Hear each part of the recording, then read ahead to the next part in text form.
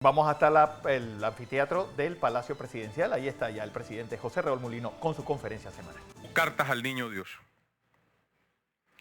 Los tiempos de la comisión han sido más largos que el tiempo que nos tomó elaborar el proyecto.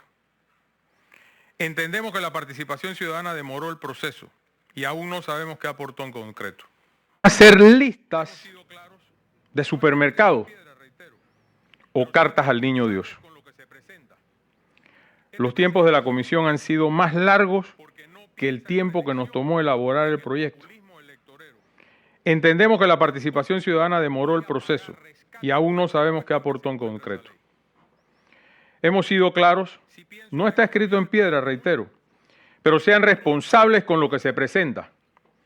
Este presidente hizo lo correcto, porque no piensa en reelección ni en el populismo electorero. Tampoco voy a pagar rescate por el secuestro en que se encuentra esa ley.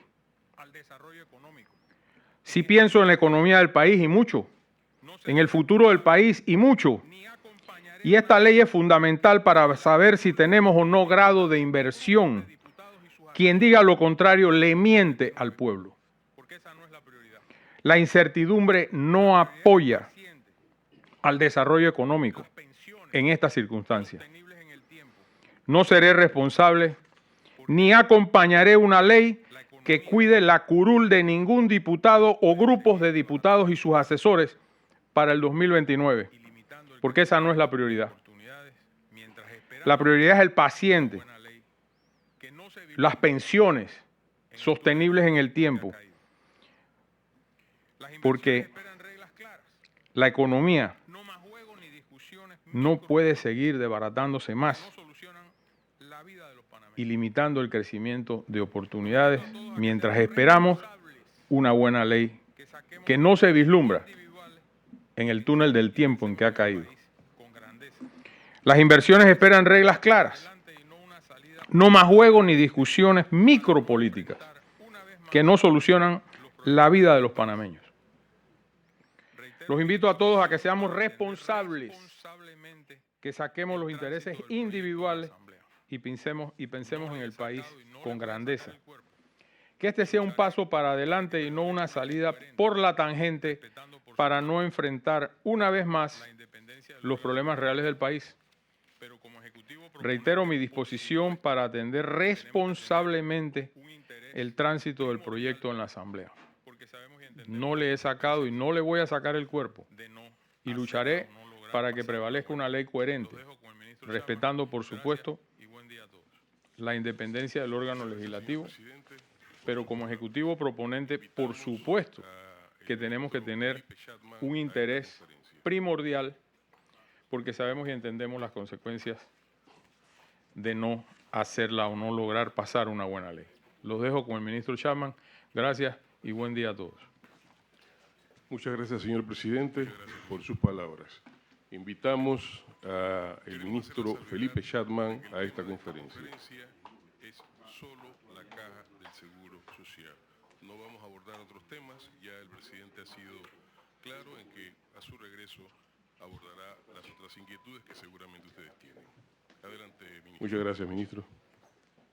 Bienvenido. Muchas gracias, Julio. Queremos hacer la salvedad de que el tema de esta conferencia es solo la caja del Seguro Social. No vamos a abordar otros temas. Ya el presidente ha sido claro en que a su regreso abordará las otras inquietudes que seguramente ustedes tienen.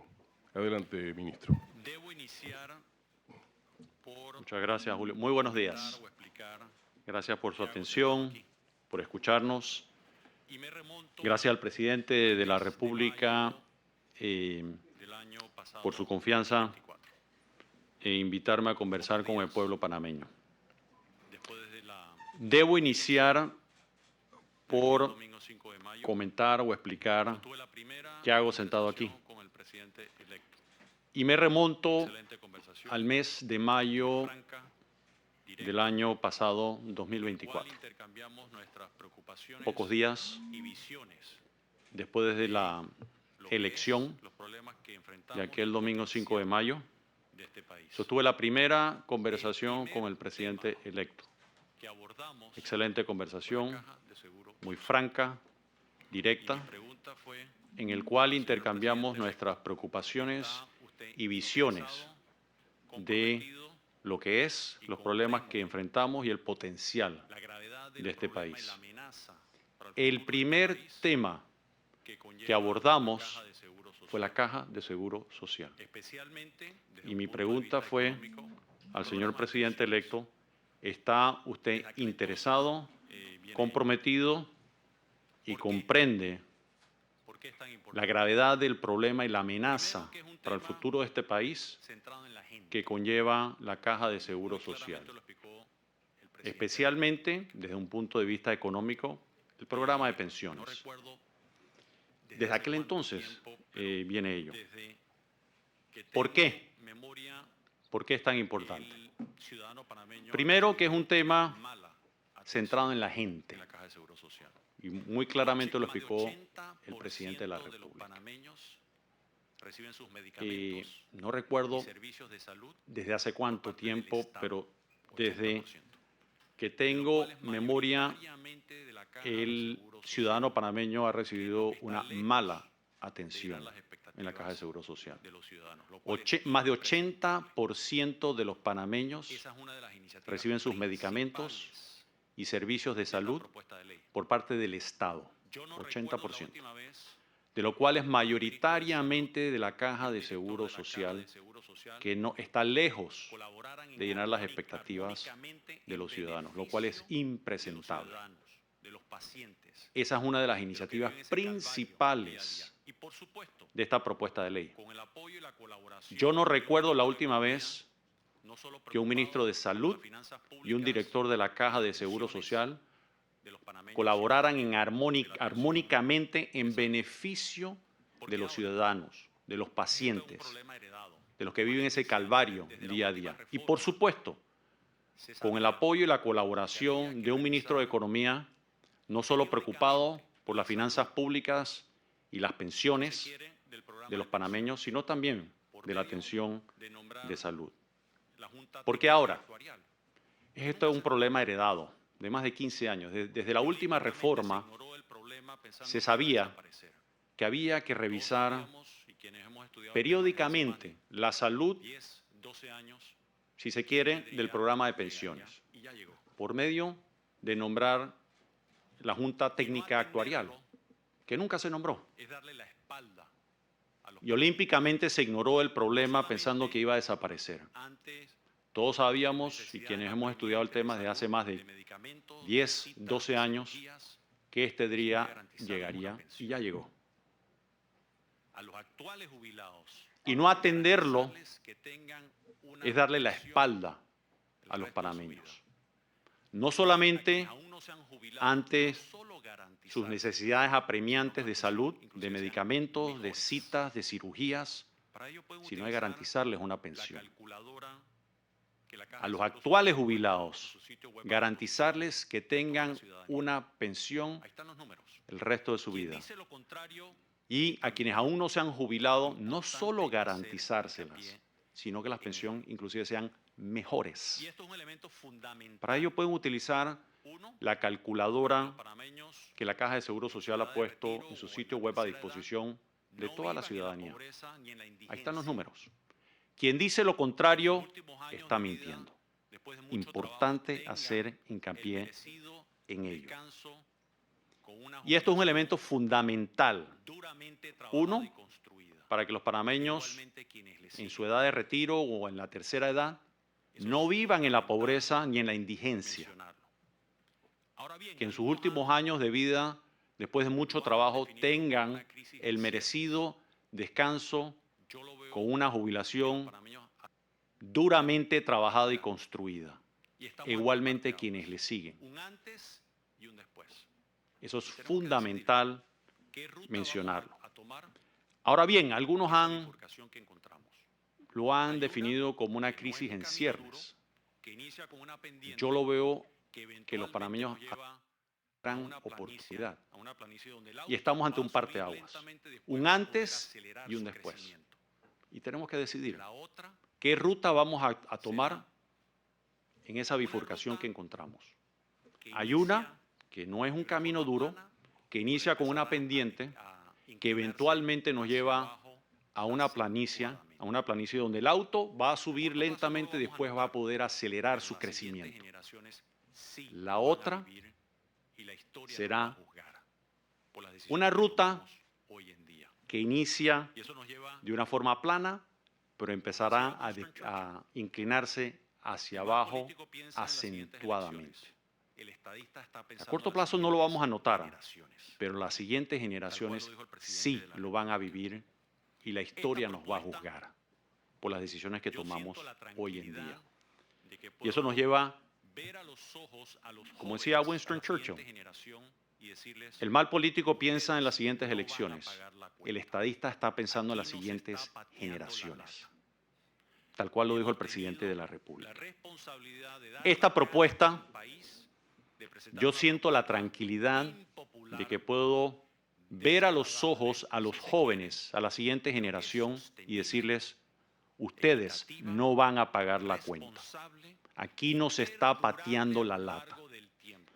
Y hemos tenido la responsabilidad de dar la cara al país, de presentar una propuesta impopular, desagradable, si se quiere, pero que es sostenible, equitativa, responsable y perdurable a lo largo del tiempo.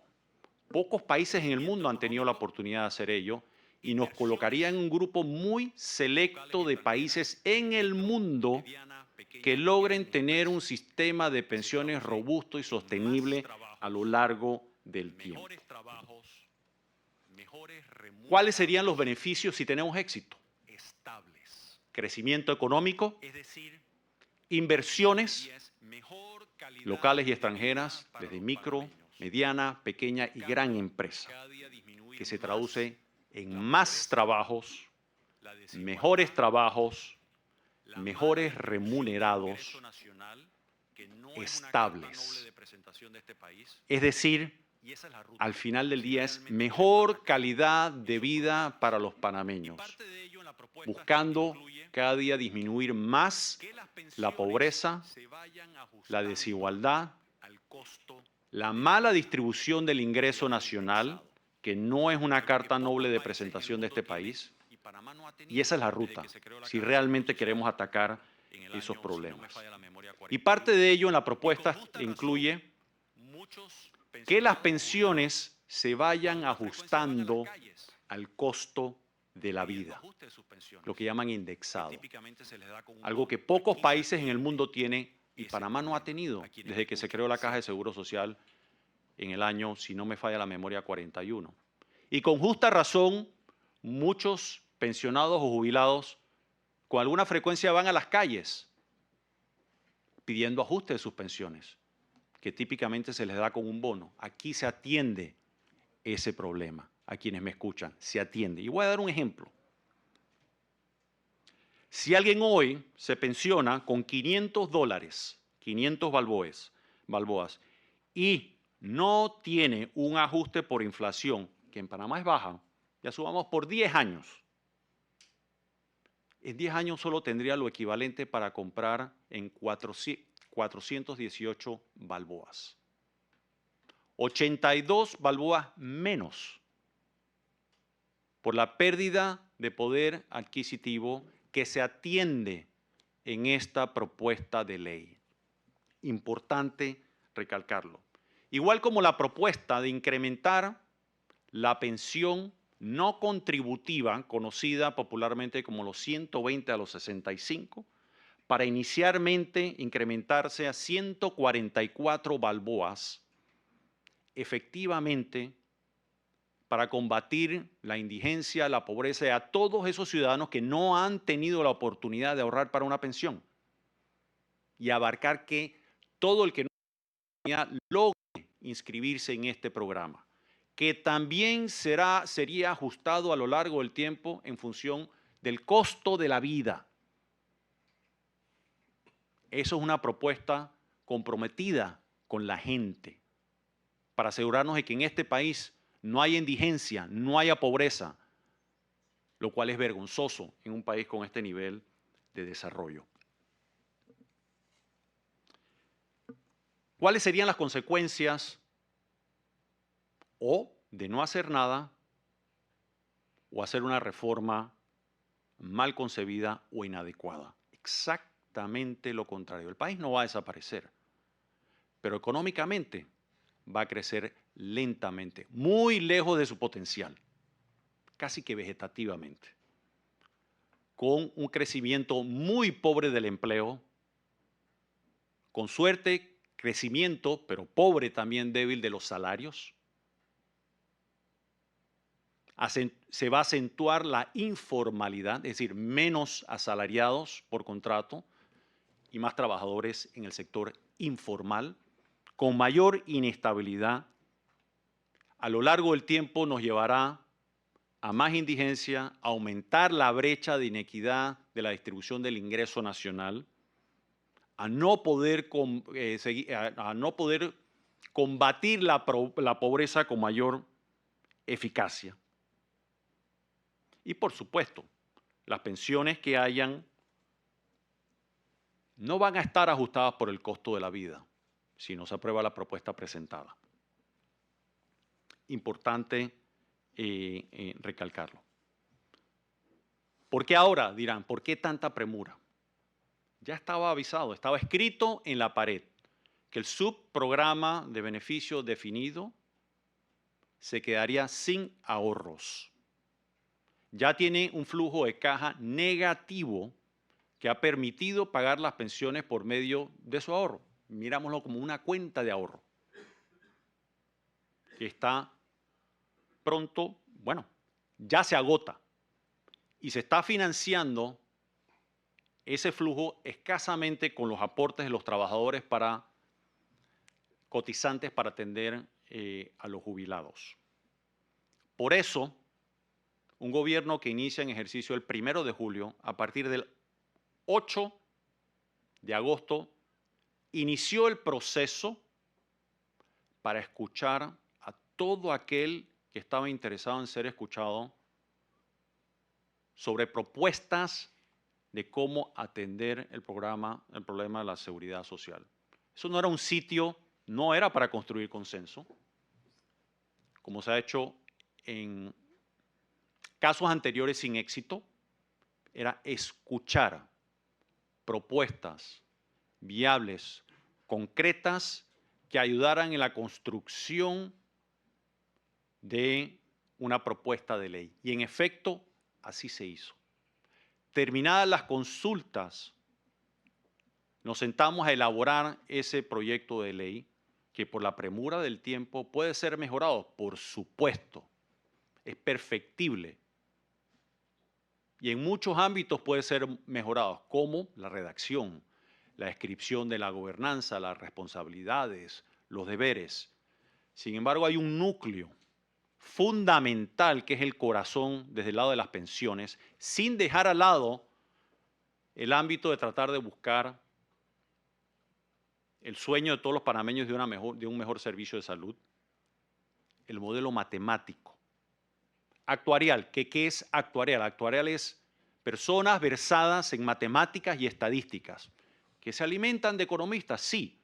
Los economistas lo que proveemos es una proyección del crecimiento económico, del empleo, la inflación, los rendimientos o las tasas de interés, pero es un modelo matemático, altamente especializado, construido por actuarios. ¿Qué hicimos ante el modelo que construyó el director de la Caja de Seguro Social y su equipo de actuarios? Para nuestra tranquilidad, del Consejo de Gabinete, de este ministro y del presidente de la República, pedimos validarlos con otras fuentes. Una de esas, altamente reputada y conocida, el Banco Interamericano de Desarrollo. Hizo su propio modelo y comparó los resultados en función de nuestra propuesta y dio resultados impresionantemente similares. De ahí miraron el modelo construido por nuestros actuarios y en efecto reconfirmaron lo que acabo de comentar. No conforme con ello, pedimos opinión a otros actuarios que construyeron su propio modelo actuarial llegando a conclusiones similares a la nuestra. Nosotros no entramos a hacer un audito de esos modelos, pero sí vimos los resultados, tal cual lo han visto los diputados y todo el que lo ha querido ver. Se ha mostrado, inclusive lo vieron aquel sábado por televisión en pantalla, donde el director Mon, computadora en mano, le pedían cambios en las variables, las insertaba en el modelo y se veían los resultados de dichos modelos. Todo el que, es decir, cualquier actuario, no diría cualquiera, pero el que esté interesado, un actuario versado en la materia, puede construir perfectamente su modelo matemático. Yo vengo de 35 años del sector privado dedicado a la economía y las finanzas y construíamos nuestros propios modelos financieros cuando teníamos una contraparte del otro lado de la mesa que tenían su propio modelo financiero. Y discutíamos los resultados. No venían a auditar nuestro modelo ni nosotros íbamos a auditar su modelo. De eso no se trata. Así que quienes dicen que piden muéstrenos el modelo o la corrida, nuevamente es una manipulación. El que realmente está interesado y tiene la capacidad, está la información ahí públicamente disponible para construir su modelo e insertar sus propuestas y ver los resultados, cosa que ninguno ha hecho tal cual mencionó el presidente. Ninguno. Ahora bien, de todas esas propuestas que escuchamos tanto en la mesa de IBM como de salud, muchísimas de esas propuestas están insertadas en el proyecto de ley, que incluye además, por supuesto, iniciativas propias. No es un consenso, pero está alimentado de ideas de los ciudadanos. Cosas como, por ejemplo, inclusive habían grupos que fueron la idea del aumento de la cuota patronal. Otros inclusive mencionaron el aumento de la edad de jubilación para equipararnos a otros países, por ejemplo, como el Uruguay, que en el año 2023 aumentó progresivamente 5 años, de 60 a 65. No satisfechos con eso, después fueron a un referéndum recientemente y se ratificó el aumento en una sociedad madura entendiendo lo que eso significa, con los cambios demográficos en el mundo que gracias a los avances de la salud vivimos más, pero queremos vivir más con una pensión y con dignidad y con buena calidad de vida. Y como vivimos más, requerimos ahorrar más para tener esa mejor calidad de vida. El costo de no hacerlo bien, el más inmediato que tiene impacto en los comentarios que he hecho anteriormente, económicos y en el empleo, es que el costo del dinero nos va a aumentar a todos. Este que está aquí es transitorio. Ya yo veo el día después y el día que me voy yo regreso a mi vida privada tal cual ingresé.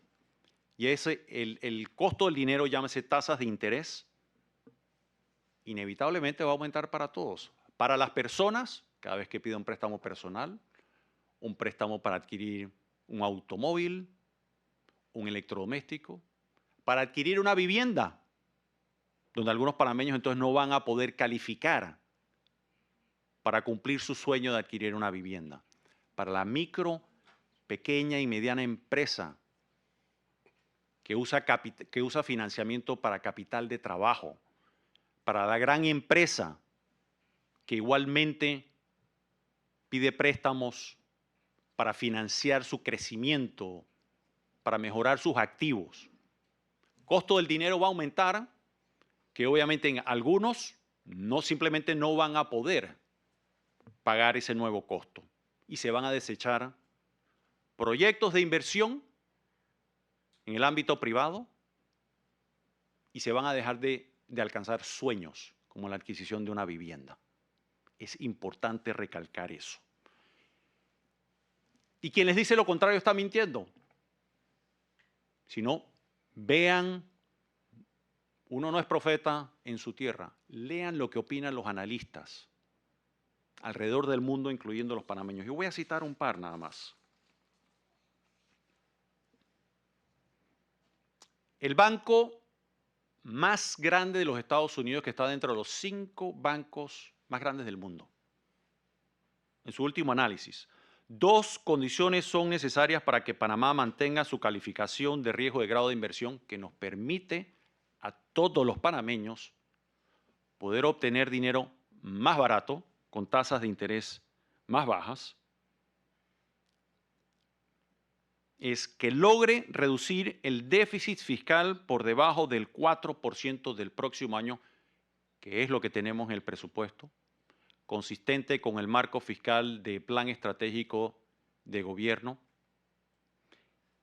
y que se concrete una reforma al sistema de la Caja de Seguro Social, al sistema de pensiones. Clarísimo. Una de las calificadoras de riesgo, Moody's, leo textualmente, la evidencia de una mayor disposición por parte de las autoridades para abordar los desafíos fiscales, incluida la reforma de pensiones, representa un cambio positivo en lo que respecta a las instituciones y a la fortaleza de la gobernanza en Panamá. ¿Qué dijo Standard & Poor's? Otra gran calificadora de riesgo.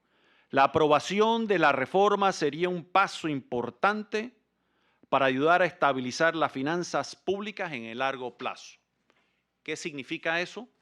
Como mencioné anteriormente, dinero en términos y condiciones que permita medicinas, agua, centros de salud, escuelas, contratar médicos y maestros y profesores, carreteras, caminos, puentes. Con el entorno favorable, ese ecosistema favorable que comenté de crecimiento económico, de inversión y de empleo, se puede invertir en lo que acabo de comentar. Caso contrario, habría sacrificio de ello. El órgano ejecutivo cumplió con el país. Hemos presentado una propuesta responsable, viable, pensando en el paciente, en el ciudadano, en los actuales jubilados y en los futuros jubilados y pensionados. No solo pensando en los que están ahora que se las garantizamos, sino en la siguiente generación igualmente. El presidente de la República, el ministro de Salud, el director de la Caja y quien les habla con el apoyo del Consejo de Gabinete, le hemos hablado al país y hemos ido a todos los foros y los medios donde nos han invitado para explicar nuestra propuesta, tomar preguntas, dar la cara, asumir la responsabilidad y que nos juzgue la historia. Ahora le toca a la Asamblea hacer lo propio. E igualmente, hemos mostrado total disposición a todo diputado interesado en conversar con nosotros, en que le expliquemos nuestra propuesta, en escuchar las suyas. Este ministro ha recibido en su despacho a todo diputado que me ha pedido conversar. El ministro de Salud, el director de la Caja y quien les habla, nos hemos reunido con todos los grupos de diputados que así nos los han solicitado.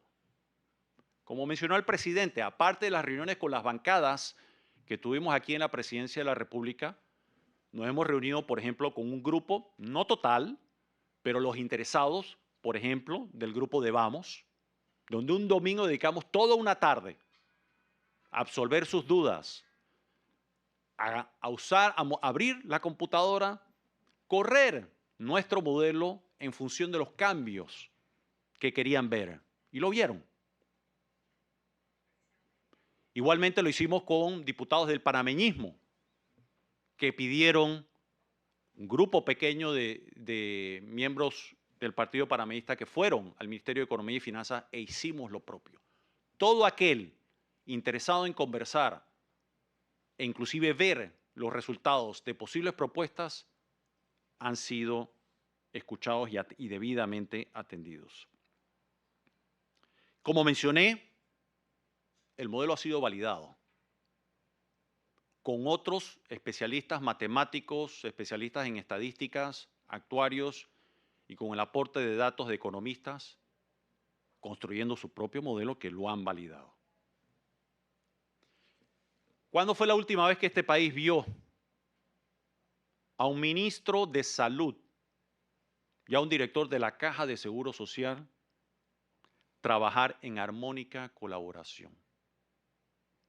Para ello cito una de las propuestas presentadas en la mesa de salud del grupo de pacientes de enfermedades crónicas. Fueron ellos los que pidieron que se le diera mayor autonomía a quien fuese director de la Caja de Seguro Social, no a Dinomón, a quien fuese, porque uno legisla para cuando no estemos aquí, pensando en la siguiente generación. Y lo hicieron porque son los que sufren la falta de medicamentos y la inmediatez de compra de medicamentos. Eso no surgió del Ejecutivo, surgió de las mesas de escucha. Si no, presten atención a lo que ha dicho su presidenta, Emma Pinzón, en múltiples entrevistas,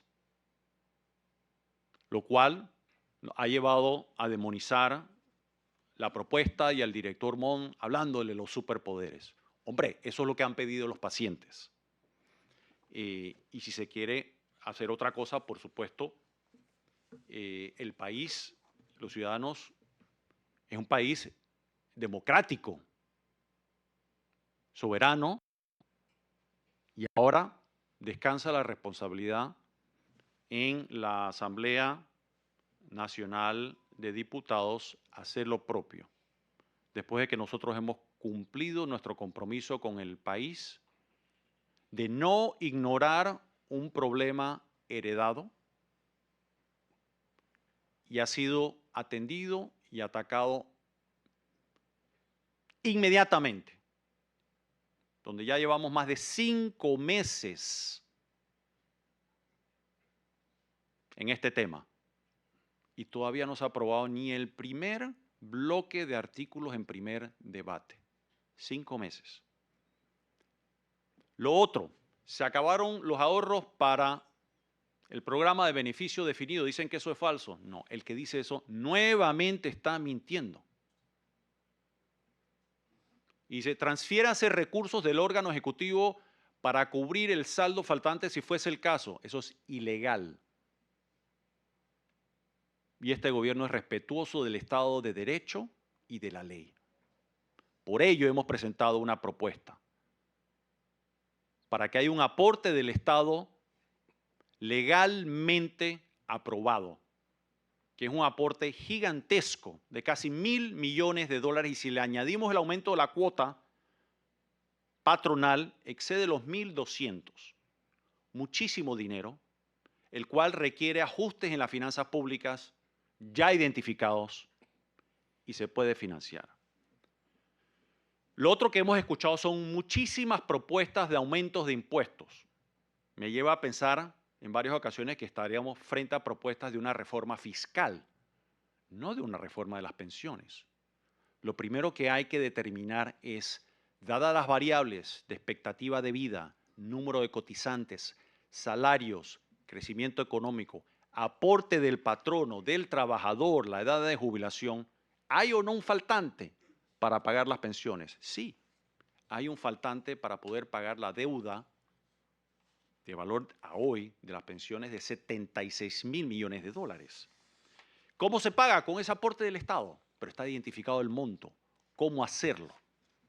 Estas otras propuestas no dicen cuánto se va a recaudar, cómo está calculado esa recaudación, si aumentar X o Y impuesto va a variar el nivel de actividad.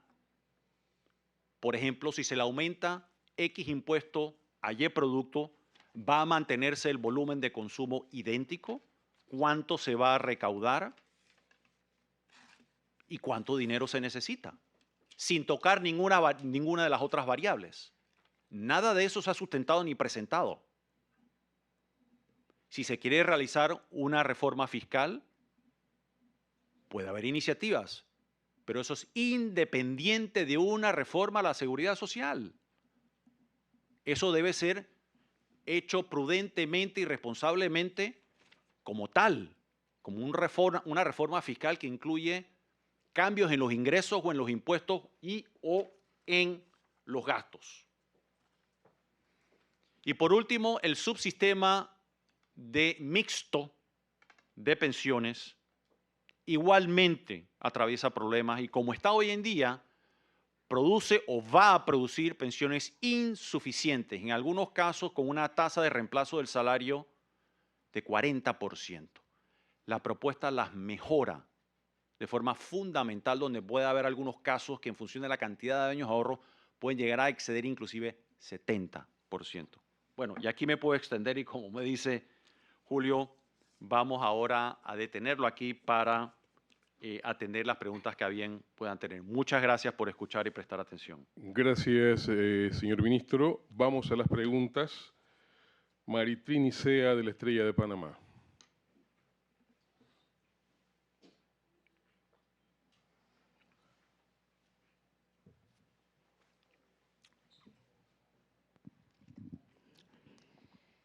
Buenos días, señor ministro. Buenos días. Una encuesta del diario La Estrella de Panamá justamente revela que la gente está en desacuerdo, un 73%, con que las inversiones en la caja puedan estar en fondos de inversiones extranjeras. Quisiera preguntarle cuánto estarían en estos fondos, cuánto ganaría el administrador que lidera estos fondos y cómo se escogería esto. Me encantaría también, comparto la posición en que me encantaría que todos los ahorros estén 100% invertidos en el país. Los invito, hablando de las inversiones, que ingresen al sitio, al portal o al sitio web de el SIACAP, el Sistema de Ahorro y Capitalización de Empleados Públicos. Empleados públicos. Y vean en qué invierte, cómo invierte y cómo escoge y las decisiones que toma en cómo se administran esos fondos. Y conversen. Los invito a que conversen con funcionarios, con empleados públicos que cotizan a ese programa y que les digan cuál es el rendimiento que obtienen.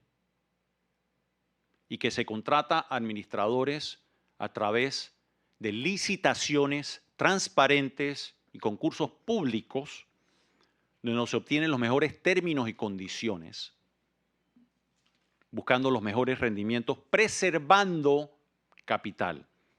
Ahora bien, ese es un fondo que no llega ni a 1.000 millones de balboas. Esta propuesta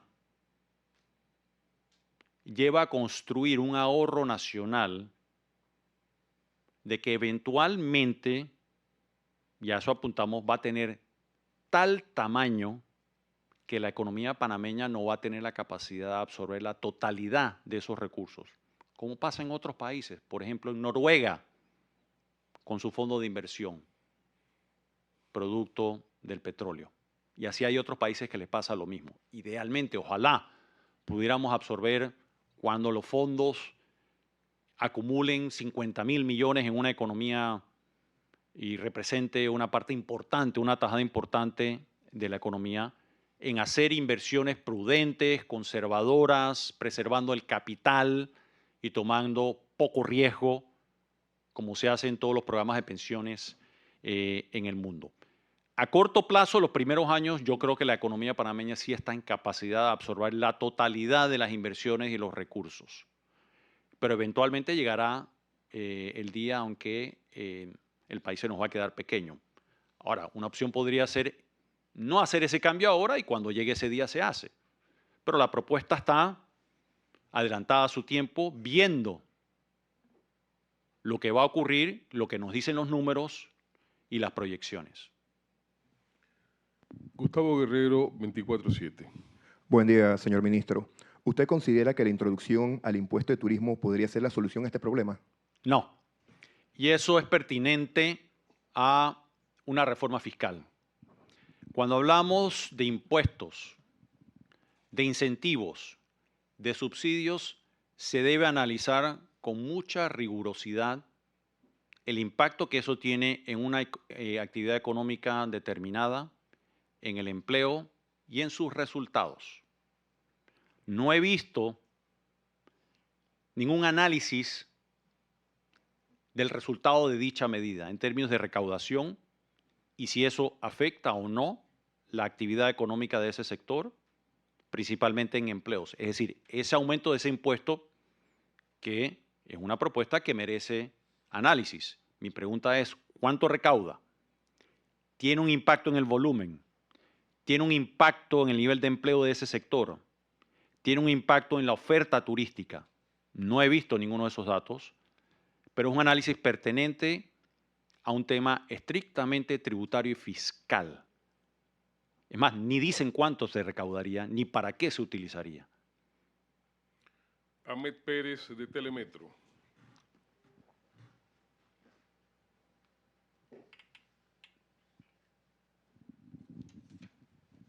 Buen día, ministro, ¿cómo está? Bien, gracias a usted. Ministro, el presidente manifestó que no va a pagar rescate por la aprobación de la ley. Y usted menciona que existen algunas solicitudes que se pueden interpretar como manipulación.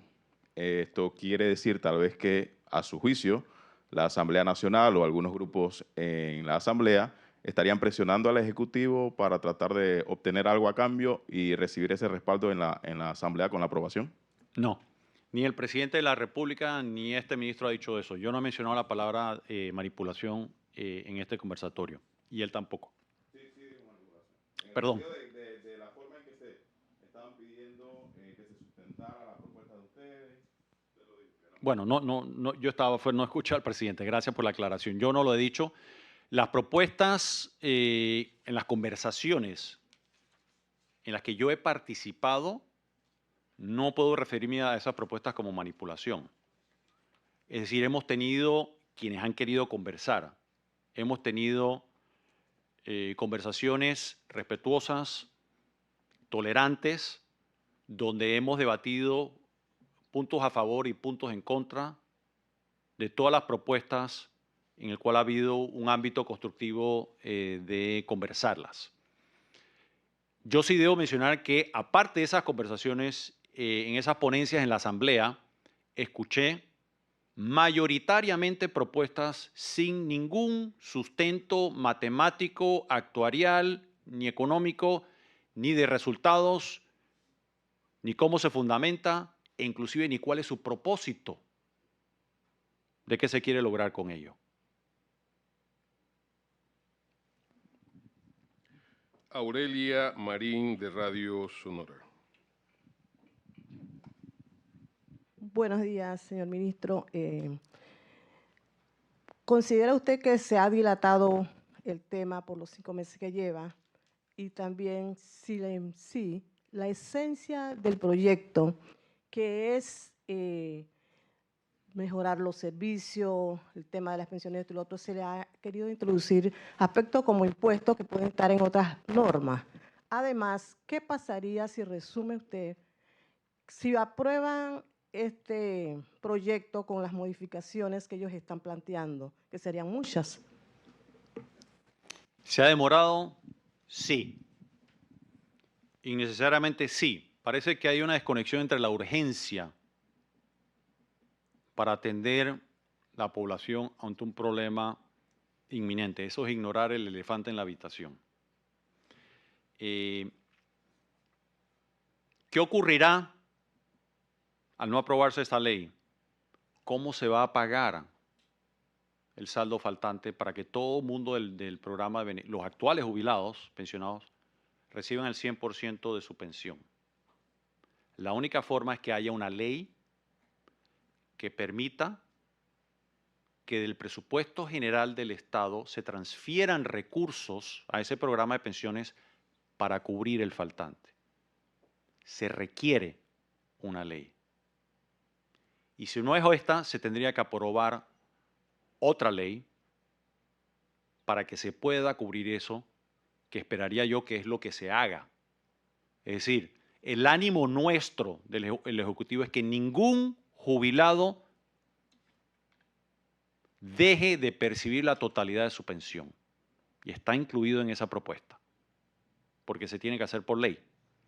Si no se aprueba esta ley, si se rechaza o llega una ley que realmente está mal concebida y desde el punto de vista matemático, actuarial, económico, yo voy a ser el primero que le voy a recomendar al presidente de la República su veto.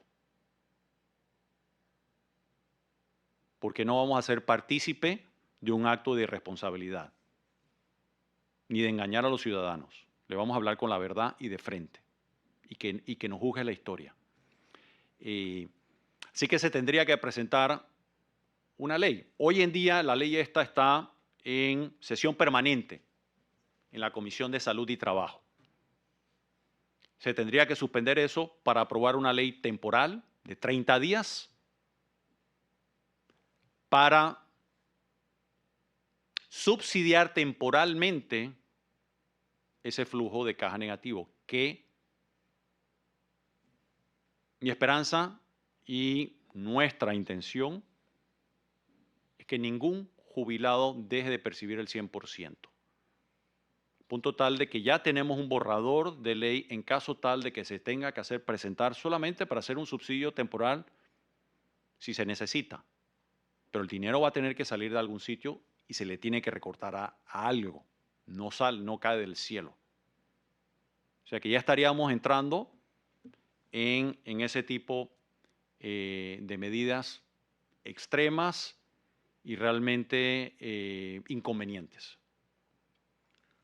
Janes Betancourt. O sea, ministro, o sea que ya hay un plan B programándose. Bueno, el plan, uno siempre tiene que estar preparado. Y eso me lleva a comentar, aquí no hay improvisación. Aquí no se da un paso sin haberlo pensado, con rigurosidad. Aquí no trabajamos con olfatómetro ni basado en la intuición. Nosotros nos debemos a más de 4 millones de habitantes. Entre ellos, un grupo importante de pensionados que no se van a quedar sin pensión. Y si hay que hacer eso, se hará. Pero eso no va a hacer que desaparezca el problema, ni lo va a atender, ni a largo plazo, no lo va a atender ni a cortísimo plazo. Importante recalcarlo, porque si no se aprueba esta reforma, va a llegar un momento dado en tan corto plazo como hacia finales de esta década, donde ese saldo negativo va a alcanzar unos niveles prácticamente impagables. Por eso es que esta reforma está matemáticamente muy bien pensada, con gran rigurosidad, que permite no solamente cumplir con las pensiones, sino que sea fiscalmente viable y sostenible. Tanto así que la propuesta la han examinado las calificadoras de riesgo y otros analistas locales e internacionales y coinciden con ello. Janes Betancourt de Radio Panamá. Una sola pregunta, por favor, amigos. Buenos días, ministro.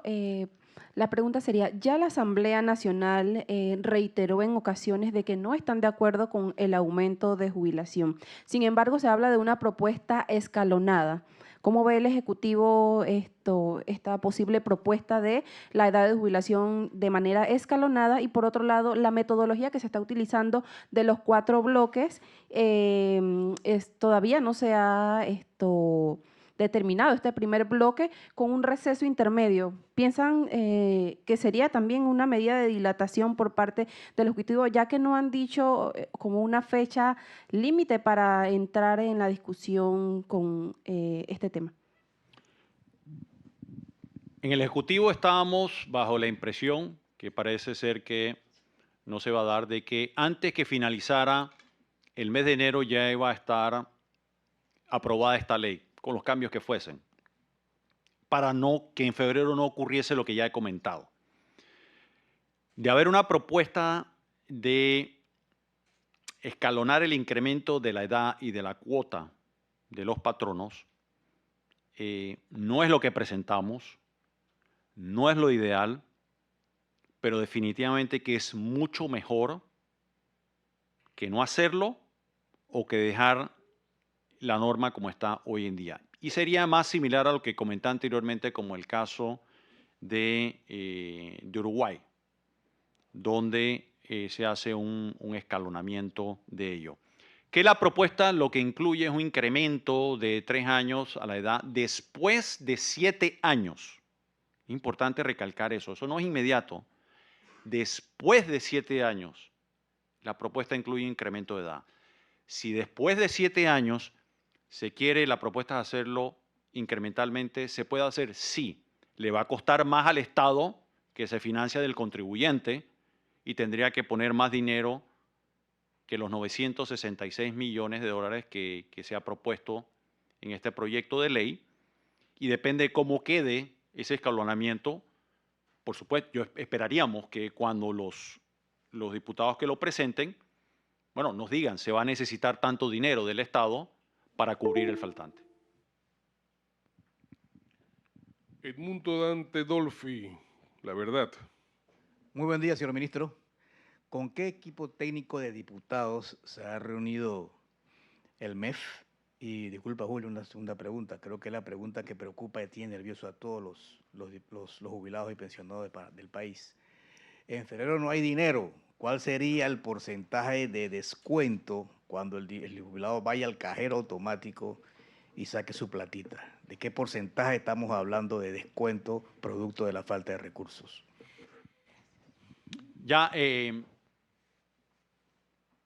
el Ministerio de Economía y Finanzas han solicitado reunión y se han acercado a conversar con nosotros diputados de la bancada de Vamos y de la bancada panameñista, con los cuales nos hemos reunido con ellos y con sus equipos de trabajo técnicos.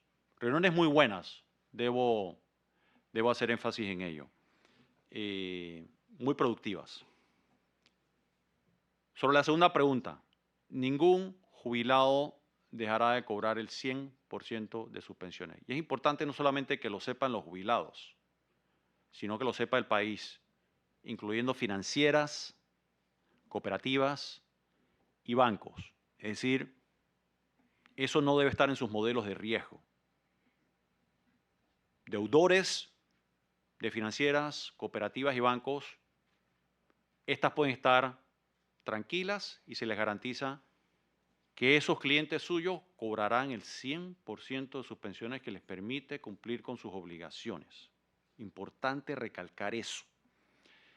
Eso requiere una ley que oportunamente, si llega el momento que se tiene que presentar, se presentará. De eso no le quepa la menor duda. Félix Souto, Medio Digital.